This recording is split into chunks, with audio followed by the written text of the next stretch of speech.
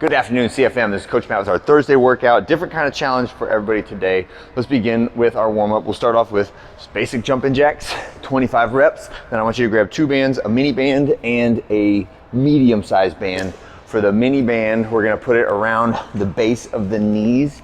And I always recommend having the flat band across your skin so it doesn't turn into like a little band, a little rolly band, and then it rolls up and down your legs depending on the angle that you're standing at. Okay, so we're gonna do our band and monster walks, and this is just a hip wake up and quad wake up, right? So we're gonna get into our athletic position. We're moving forward or backward, trying to keep our feet parallel and our feet also at a wider than shoulder width. So I'm constantly pushing my knees apart, whether I'm going side to side or front to back, and trying not to stand up and lock my legs out. I want to keep tension on my glutes, tension on my quads the whole time, and we're constantly drilling that external rotation position of the knees.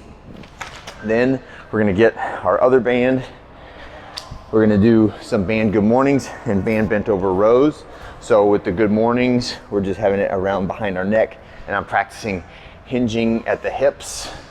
Right, just feeling a good stretch in the hamstrings at the bottom there, arching the back away from the ground. And then when you're done with that, you can take it off, leave the other end underneath your legs, or underneath your feet, and we're just rowing. So straight arms until the heel of your hand touches your chest. And then we're gonna do a little piece of the Turkish get up that will come back later in the workout. We're gonna do the bridge and step through, which is usually the hardest part after getting up off the ground. This is the part that demands the most hip mobility and hip strength, right? So all we're gonna do is get into our bridge position, and then we're gonna practice stepping through to the two different positions that occur on the way up and on the way down of the Turkish get up. So the way that looks, you can do this with a weight, maybe on the second round. On the first round, you can practice your first part of your Turkish get up, sweep that arm out with the leg straight, sit up, okay? So this will be our starting position. One leg is straight, the opposite knee is bent with the foot flat on the floor. The knee that's bent, that is the arm that's gonna be holding the kettlebell. The other arm is kickstanded out behind me. I'm gonna raise my hips up to bridge, and then the leg that's straight, I'm going to drag that through until it is in a lunging position, right? And then from there, I'd like for my hand not to move, but I'm kicking back through to that bridge position and then sitting down. So it's bridge up, drag through to the knee, kick back to the heel, and then sit down. And each of those positions should be discrete and distinct, okay? So what I'd like to see is within your ability, you can bridge, stop, drag through, stop, kick through, stop, sit, stop, right? So a lot of times when we do this, it kind of just looks like it's this big kind of like muddled mess of different movements, and you're not really in control of it. You're just doing it because the weight's light enough that you don't have to do it correctly. And that's a theme that I've kind of been going to relatively recently, is that if you can do something awkward with your body or with the weight on a movement, then it usually means you're not loaded heavy enough, right? And you need to practice that movement a little bit more, right? Okay, so that is our Turkish get up, bridge and kick through. Then we're gonna go to our squat warm-ups after that. The squats for today are in preparation for our max outs, and today is going to be heavy pause doubles, right? So we're taking away the bounce at the bottom, but we're still asking for relatively heavy, and the reps are very, very low, okay? So we're gonna have the bar after your warm-ups in the rack, and I'd like to see escalation as we go through this. Big step back, take your stance, brace, and then all the way down, dead stop, no motion, no bounce, and then drive straight back up.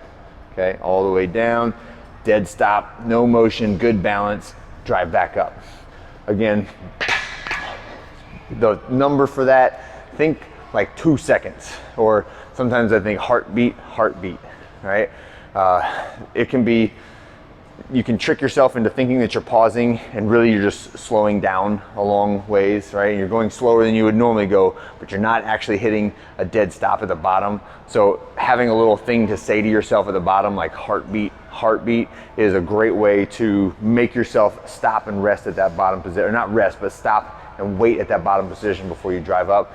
This type of movement done heavy is going to be a huge benefit to you for breaking through that sticking point when you get to the 1 rep maxes in the testing week that's coming up, okay? All right, And then after you're done with all your squats, you can start the next portion at any time that you want to. We're just doing 40 reps of a Turkish get up, and that means 20 reps per arm. And I would like to see a change in weight at some point. If I had to pick my ideal way that this workout would go, it would be like a handful of reps at a lighter weight. Like, let's say the heaviest weight you're gonna go to is 53 pounds. Say like maybe 1 or 2 reps at the 26, 1 or 2 reps with the 35, 1 or 2 reps with the 44, and then maybe 1 heavy rep at the 53, and then go back down to the 44, and then maybe go back down again to the 35, and then just finish the rest of them with the 35. So I'd like to see a peak in weight at the beginning-ish of the workout, maybe say a quarter to a third of the way through, and then a decrease in the weight, but really, really good technique, and then a maintenance of that middle weight all the way through the end of it. Your heart rate will get up. This is a very challenging workout. You might be sore in places you've never been before, right? But it's a very, very effective movement for working on hip mobility, balance, shoulder strength, etc. Right? So I'm gonna say we'll do the same thing I did when we started out, but now I got the weight in my hand, so I'm moving to the seated position. Hands kickstanding behind me, I bridge up, drag that knee through, and now from here I pivot up until I'm in the bottom of a lunge position, and then stand tall. That's the exact opposite on the way down. So hand holding the kettlebell, the opposite knee steps back, taps the ground. Pivot to the side by kicking the hips out, right? This is like that windmill, right? Then elevate my knee and my leg, kick through, but don't sit down yet. Sit down under control, and then lay down and switch hands and do it again on the other side, right? And that's our Turkish get up, and that is the workout for today. Have a great one. I'll see you on Friday.